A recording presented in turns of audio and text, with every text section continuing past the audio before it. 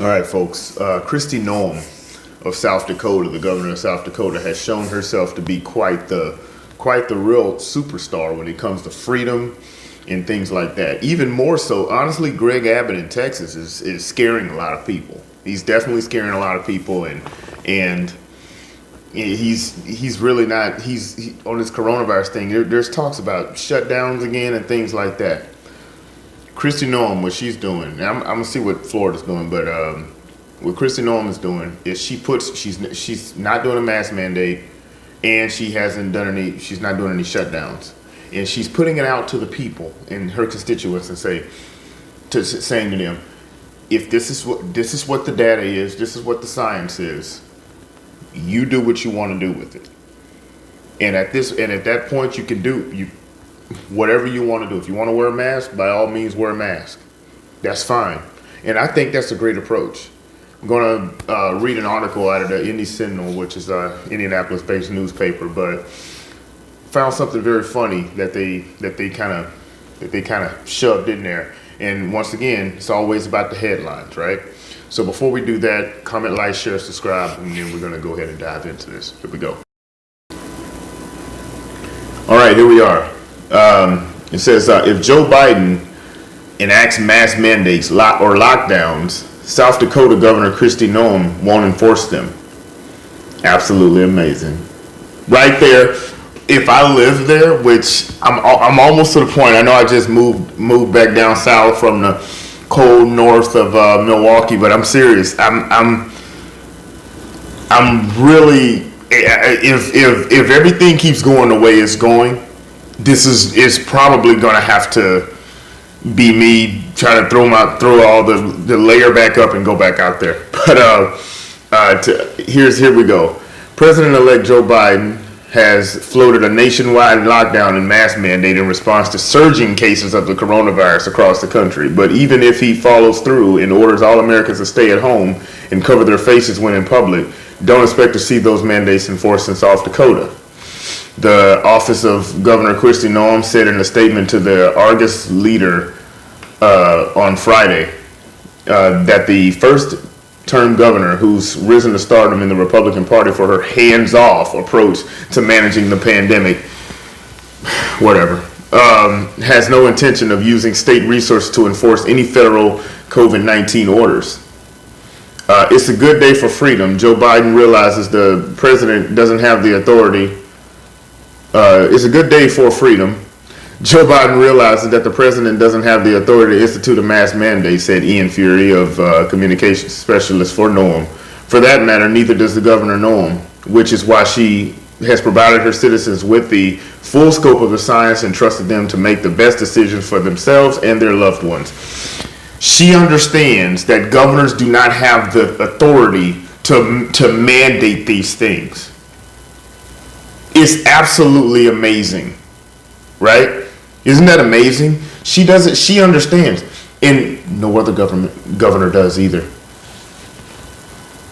But they're doing it, and the people, and in many of these states, people are following along with it. Why? Absolutely amazing. So here we go. Let me go in a little further here. Biden, who's poised to be seated as the 46th president of the United States in January, has been critical of President Trump's handling of the pandemic and has said he favors a nationwide mask mandate. Michael Osterholm, one of the Biden's advisors on health matters, has also said publicly that nationwide lockdown lasting 4 to 6 weeks could help mitigate the spread of COVID-19, which is attributed with killing more than 240,000. 4 to 6 weeks lockdown. 4 to 6 weeks. That will further kill. It will further kill small businesses, but that's okay, right? But let me go ahead and scroll down a little bit, because I clicked on this little article here. It says coronavirus in your community versus the country. But if you look right above that, hard hit South Dakota continues to pile up cases. Here we go again. Hard hit South Dakota continues to pile up cases. This was November 13th, the same day that they wrote the other article. And if you look, it says the number of South Dakotans with active COVID-19 infections decreased slightly Friday, even as the Department of Health reported that state piled up another 1,611 infections. Those new infections were offset by 1,705 deemed to have been recovered or no longer able to transmit the disease. It was the first time in a week that the recoveries outpaced new infections. The new positives brought the statewide total to 62,327. Of those, 43,132 survived or recovered. So here we go down here, and it says this is what's piled way under that lead and scary thing. One additional death was associated with the disease, bringing the death total to 568 in the state. The new death was in a male age 80 or older.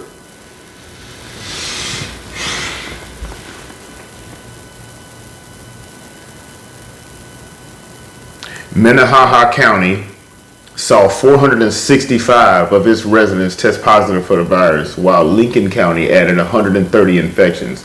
Brown County saw 46 cases, and Codington County saw 52 new infections.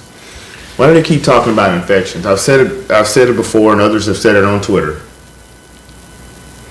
that if Joe Biden gets elected, which it looks like he's going to be, that the first thing they'll start doing when it's all said and done, they're going to stop talking about infections, and they're going to talk about deaths, which have been steadily declining. I'll link both of these in the description, and you can go ahead and check them out. Said it before, say it again. They'll stop reporting new cases. When Joe Biden gets in office, and it looks like that he is president-elect at this point. It looks like he will be, but if he's not, understood. But if he is, they'll stop talking about cases so much, and they're constantly on cases when there was one more death in the South Dakota. South Dakota looks like that's damn near the place to be. Looks like this lady, and I find it really funny because they talk about women being in government or women being leaders and things like that. They never hold this woman up as a leader. This woman that said, "I'm not going to do lockdowns. I'm not going to do any of these mask mandates." And most, if not all of her people, damn near all of her people, seem to be pretty goddamn happy. But we're supposed to sit back and not hold her up as, as some kind of as a great leader, which honestly I don't really care that she's a woman.